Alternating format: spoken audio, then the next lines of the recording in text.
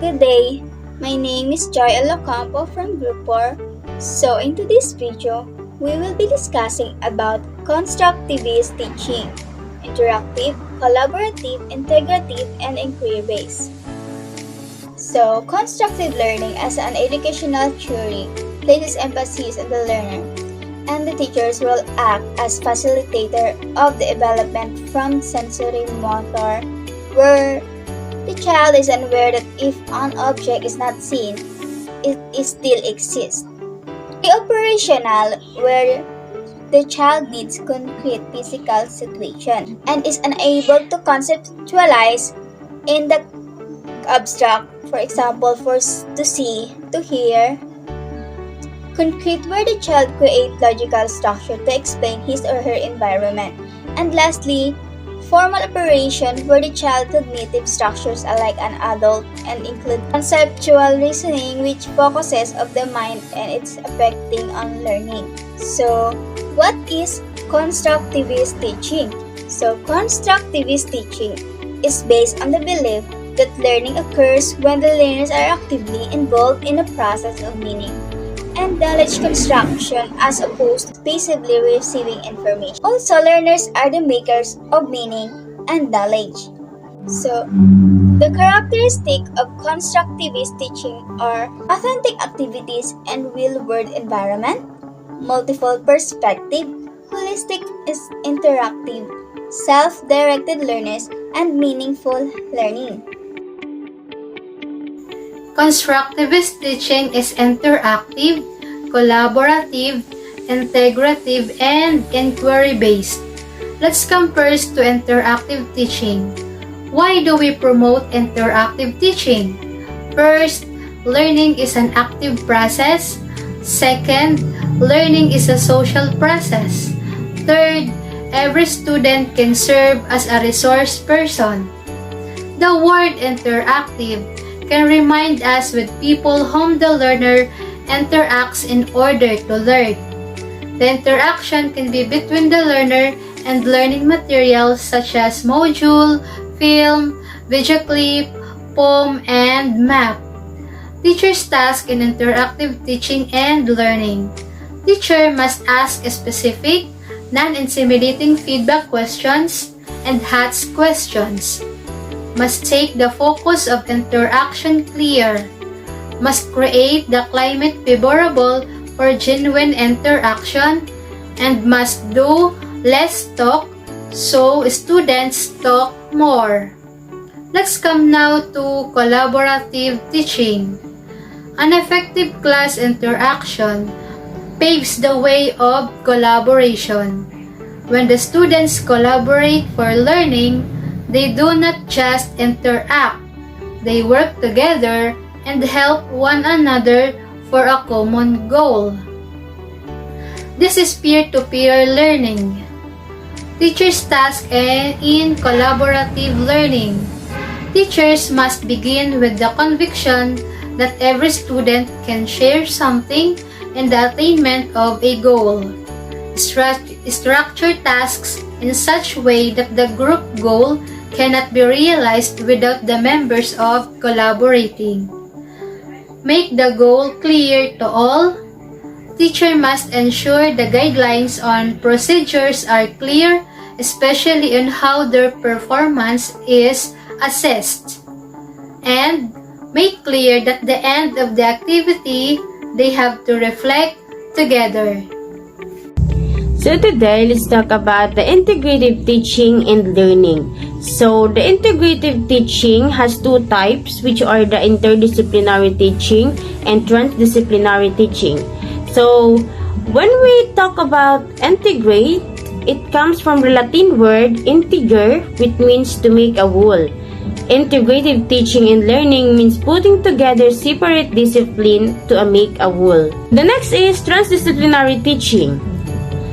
Transdisciplinary teaching, this means connections lifeless subject matter to itself. So there's a question, how can teachers connect subject to life? Depart the teaching content for the test purposes only and research the application phase of the lesson development.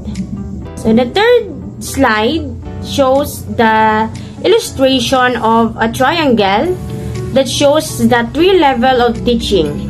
Integrative teaching is also done when you integrate knowledge, skills, and values in a lesson. So the three levels of teaching is the teaching information, formation, and transformation.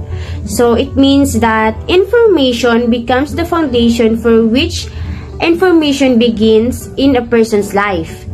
And then the transformation is something that God's Spirit comes in, takes over, and does when and as he or she chooses.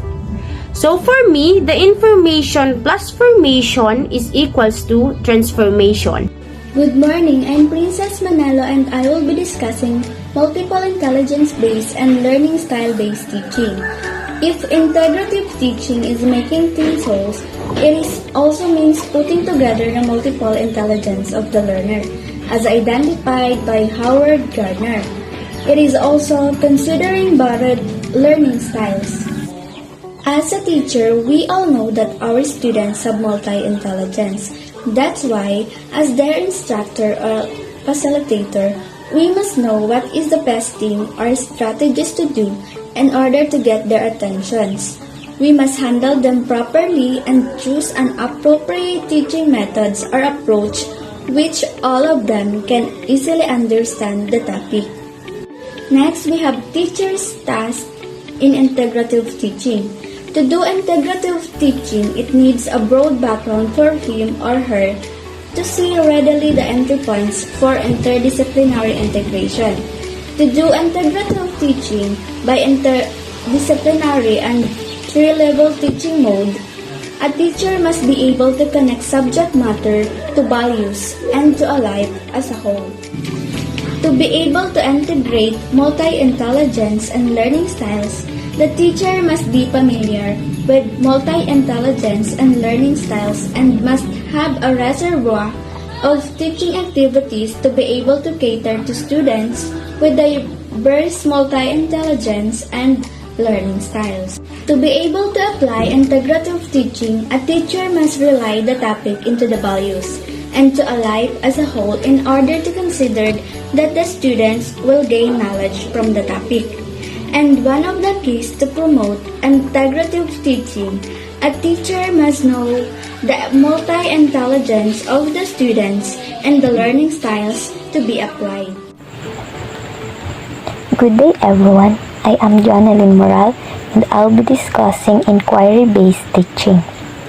So this is a teaching that focuses on inquiry or question. It espouses investigation, exploration, search, quest, research, pursuit, and study.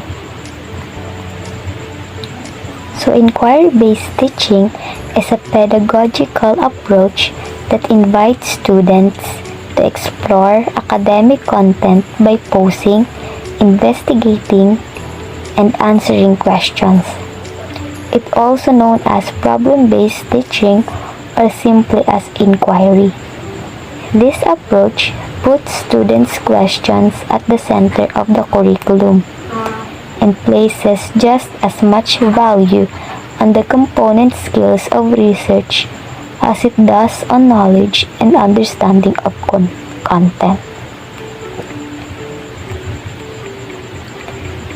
So inquiry-based teaching focuses on moving students beyond general curiosity into the realms of critical thinking and understanding.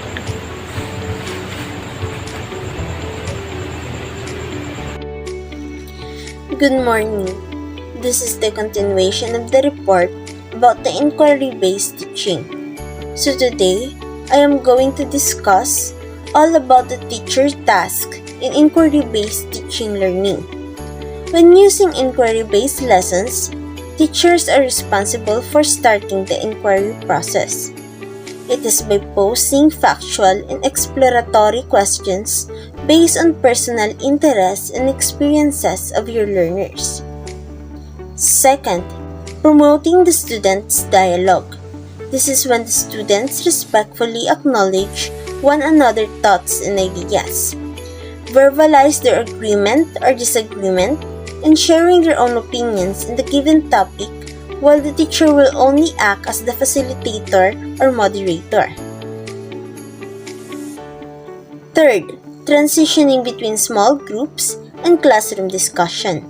In order for the teacher to successfully do the transitioning, he or she must establish a consistent schedule or routine for the students to follow, making sure that there is enough time for each student to experience the activity before moving into the next activity or discussion. Intervening to clear misconceptions or develop students' understanding of content material.